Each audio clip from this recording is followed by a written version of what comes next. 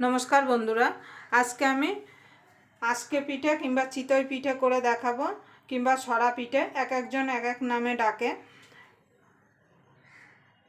আমি কিভাবে আজকে চিতই পিঠে কিংবা আজকে পিঠাটা বানাই তার জন্য আপনারা প্রথম থেকে শেষ পর্যন্ত ভিডিওটা দেখবেন। আশা করি আপনাদের ভালো লাগবে। যদি চিতই পিঠের রেসিপি আপনাদের ভালো লাগে তাহলে অবশ্যই একটা লাইক করে দেবেন, আর আমার চ্যানেলের নতুন বন্ধু হয়ে থাকলে অবশ্যই চ্যানেলটা সাবস্ক্রাইব করে আমার পাশেই থাকবেন, আর পাশের বেল আইকনটা অবশ্যই বাজিয়ে দেবেন আমি যখন কোনো নিত্য নতুন রেসিপি আপলোড করব সবার আগে পাওয়ার জন্য।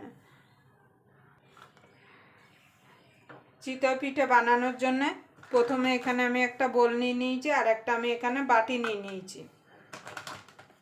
এখানে মাপের কোনো ব্যাপার নেই, আপনারা যতটা বানাবেন সেই বুঝে চালের গুঁড়ি নেবেন। আমি এখানে বাজারে কেনা শুকনো চালের গুঁড়ি দিয়ে এই চিতই পিঠেটা বানাবো।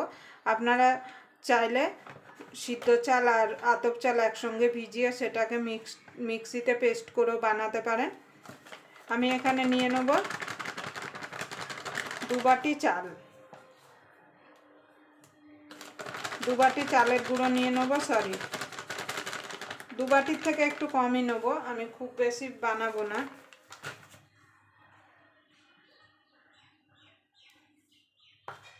এখানে মাপের কোনো দরকার নেই, আপনারা যতটা বানাবেন সেই বুঝে এখানে আপনারা চালের গুঁড়িটা নিয়ে নেবেন, কিংবা চাল ভিজিয়ে মিক্সিতে পেস্ট করে নেবেন।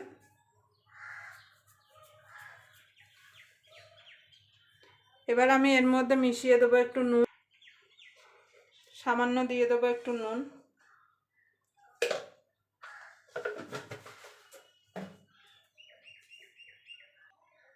আমরা এই পৌষ পার্বণে যত রকমই পিঠে খেয়ে থাকি না কেন, এই আজকে পিঠেটা কিন্তু সবার বাড়িতেই হয়ে থাকে। আমি এটা হাত দিয়ে ভালো করে মিশিয়ে নিলাম। এখানে আমি সাইডে গরম জল করে রেখেছি, দেখুন আঙুলটা যাতে চোবানো যাবে সেই রকম গরম জল করে নিতে হবে। এবার অল্প অল্প করে জল দেবো, আর এটা একটা স্মুথ ব্যাটার তৈরি করে নেব।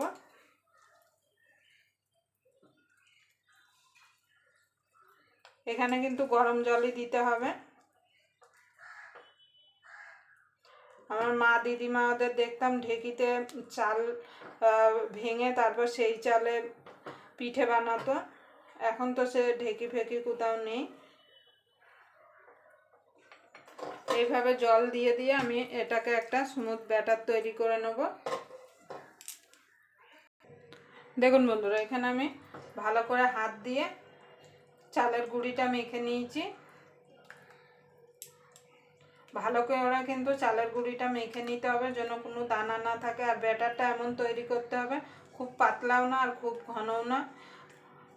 বেশি ঘন হয়ে গেলে পিঠের ভেতরটা কাঁচা থাকবে, আর বেশি পাতলা হয়ে গেলে পিঠেটা ফুলবে না। যত ভালো করে মাখবেন তত কিন্তু পিঠেটা ভালো হবে। দেখুন খুব ঘন আছে, আমি আরেকটুখানি জল দিয়ে দেবো, দিয়ে পাতলা করে নেব।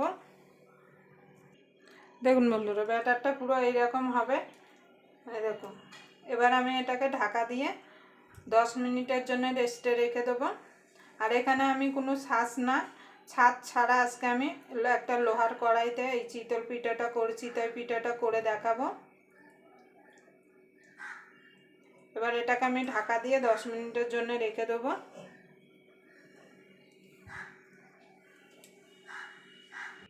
দেখুন বন্ধুরা, আমি কড়াইটা বসিয়ে দিয়েছি আর কড়াইটা ভালো করে গরম করে নিয়েছি, আর এদিকে 20 মিনিট হয়ে গেছে, 10 মিনিট হয়ে গেছে।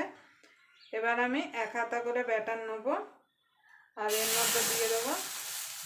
গ্যাসটা কিন্তু একদম লোতে রাখতে হবে। দিয়ে এবার আমি একটা বাটি দিয়ে ঢাকা দিয়ে দেবো। আপনাদের কাছে যদি সরা থাকে সেটা দিয়ে আপনারা ঢাকা দিতে পারেন। আর গ্যাসটা কিন্তু লো টু মিডিয়ামে রাখতে হবে, খুব জোরে দিলে হবে না। পিঠেটা একটু সময় নিয়ে ধৈর্য ধরে করতে হয়। দেখুন বন্ধুরা, কত সুন্দর চিতই পিঠাটা হয়েছে। আর দেখুন দেখুন কত সুন্দর উঠে যাচ্ছে। দেখুন পিছনটাও দেখুন কত সুন্দর হয়েছে।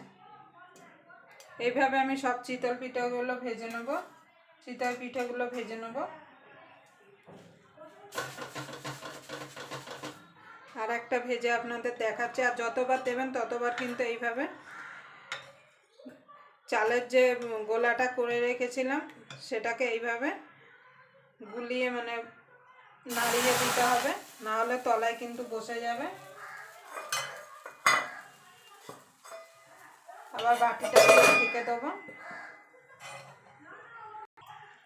দেখুন বন্ধুরা, আর একটাও হয়ে গেছে। এবার এইভাবে আমি সব চিতই পিঠেগুলো বানিয়ে নেব।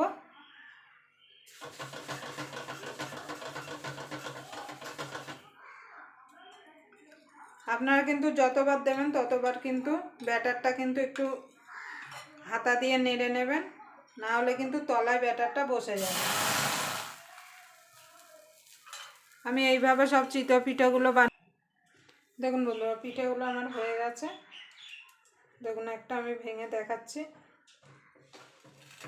দেখুন দেখুন কতটা জালিদার হয়েছে।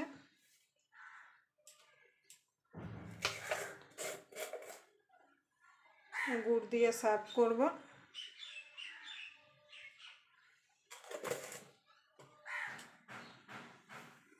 আবার আপনাদের সঙ্গে কোনো নতুন রেসিপি নিয়ে দেখা হবে। ততক্ষণ পর্যন্ত আপনারা ভালো থাকবেন, সুস্থ থাকবেন।